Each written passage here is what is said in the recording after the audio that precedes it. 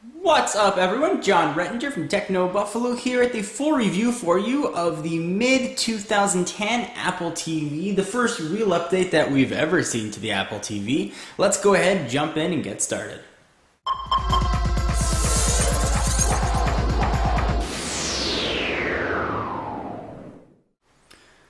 Alright, so before we talk about the Apple TV, talk about the hardware and the specs, and go over the UI, let's talk about how the Apple TV is controlled, your main portal into the device. You will be using this remote. It's the probably now familiar new aluminum remote, which Apple gives an option to buy with all of their desktop and laptop computers. It's replacing this old plastic guy. And certainly from an aesthetic standpoint, the aluminum looks a lot prettier, more Apple-like and such, but it is not very user-friendly. I found the remote to be extremely frustrating when using the Apple TV. It's hard to feel where these raised buttons are, and I keep hitting the middle when I try and hit the button. So keep in mind, you may have some frustration and learning curve when you try and use this new aluminum remote.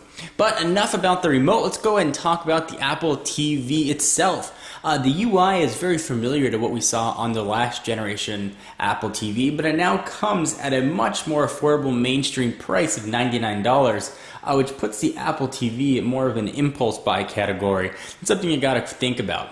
So if you're like me and you have a lot of components hooked up to your television, you probably weren't excited about the opportunity to hook something else up. The Apple TV now does a lot more than what it used to do.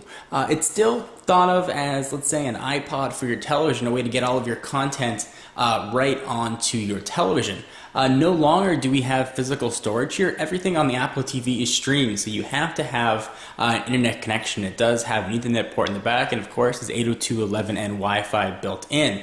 So let's go ahead and talk about movies. Movies are one of the great things Apple TV does. You don't have the ability to buy them anymore, but you can go ahead and rent them, and most movies are available the same day as their DVD counterparts. So here you've got Iron Man 2, just came out, for example, Nightmare on Elm Street, which I'm probably going to give a nice rent to tonight, and it's very easy to go ahead and pick one. To go ahead and select a movie, you have the option to preview it and watch the trailer, rent it in full HD, which through the streams video in 720p. It's capable of 1080p playback, but it's not supported, so your videos are going to be in 720p. You can go ahead and add it to a wish list. And if you jump on over to more, which actually took me a couple days to learn, you can view reviews here from Rotten Tomatoes or customer reviews, which is kind of neat. And this works just as the old Apple TV did, and the movies play very quickly.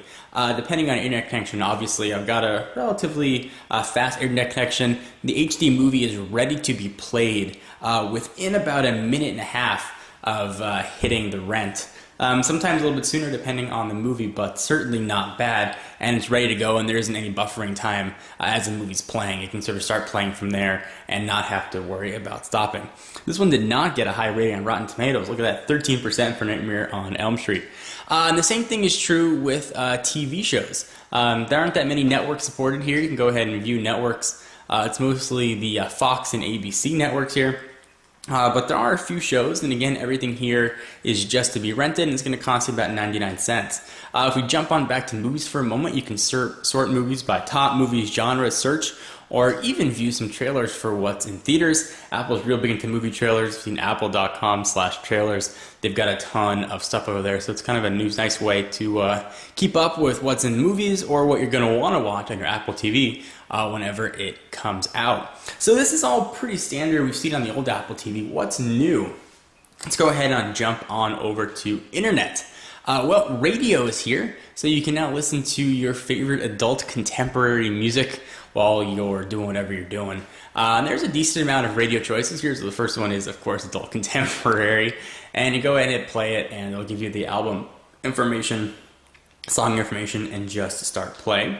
A few other options in the internet that's sort of interesting as well. Flickr, integrate with your Flickr account. MobileMe, integrate with your MobileMe account, pull in your MobileMe pictures. Podcasts are now here as well, which is a really nice feature I know a lot of people were looking forward to. Go ahead and you can search by top podcasts, genres, providers, or search. If it's on iTunes, it's going to be on your Apple TV. It's a good way to tell if it's going to be there. YouTube, we saw on the old Apple TV. It's here as well. You can search and view your videos. You can log in and even check out your subscriptions.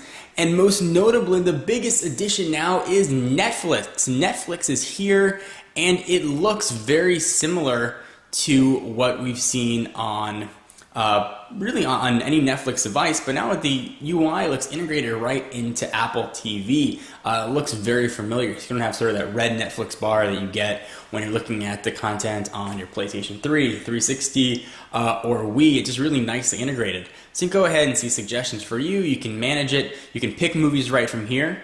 Recently watched, instant queue, new arrivals, and there is a lot of content here, and it loads pretty quickly. As you can see, if you want to get your Family Guy on, go ahead and do so. And it's great to have Netflix here on another device. If you don't have a game console, you're not a gamer, this is a great way to sort of bring Netflix from your DVDs right through the air onto your computer.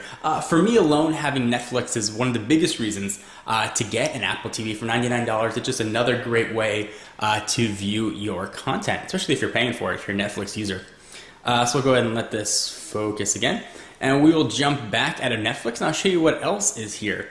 You can also hook up to computers. So of course, since this is a streaming device, hook it up to another computer using home sharing, whatever sort of networking you have. And you can watch the content that you've downloaded on your computer right to your Apple TV. If you're an iOS user, so if you have an iPod Touch, iPhone, or iPad, with the upcoming iOS 4.2, you'll be able to actually push your content right from your mobile device right through Apple TV. So if you're on an iPad, you download a TV show, and you're halfway through it, you can actually pick it up and resume it all wirelessly right on your Apple TV. Feature's not here yet, but it will be. Settings, go ahead and control a lot of things, control your computers, sort of general stuff. This represents a much better value than the $230-ish previous generation Apple TV. $99, it's a great way to sort of bring all this content right to your TV. Oftentimes people have on-demand systems, but movies aren't available on all on-demand systems the same day they're available on DVD. And oftentimes the prices can range from $3 to $6, $8, or $9. This with really sort of a set new release price of about $5 or so. It's a great way to watch a movie. You get it for 24 hours. The content is pretty solid, and you don't have to worry about filling up any hard drive space. TV shows, definitely lacking. If you're not a fan of ABC or Fox, there's not going to be that much here for you to watch. Hopefully other networks are going to join. Overall, I've been very happy with the Apple TV. It does pretty much the same thing that I used the old Apple TV for, although now in a much, much, much smaller package. And having Netflix is really the big determining factor for me. If you have a Netflix account, I think you owe it to yourself. If you have sort of a $99 that you can afford to spend to get full access to all of your content. I think you'll be surprised at how much you use it. Anyway, guys, I hope you enjoyed this review of the 2010 Apple TV. I'm John Rettinger from Techno Buffalo, and I'll see you guys in the next video. Bye-bye.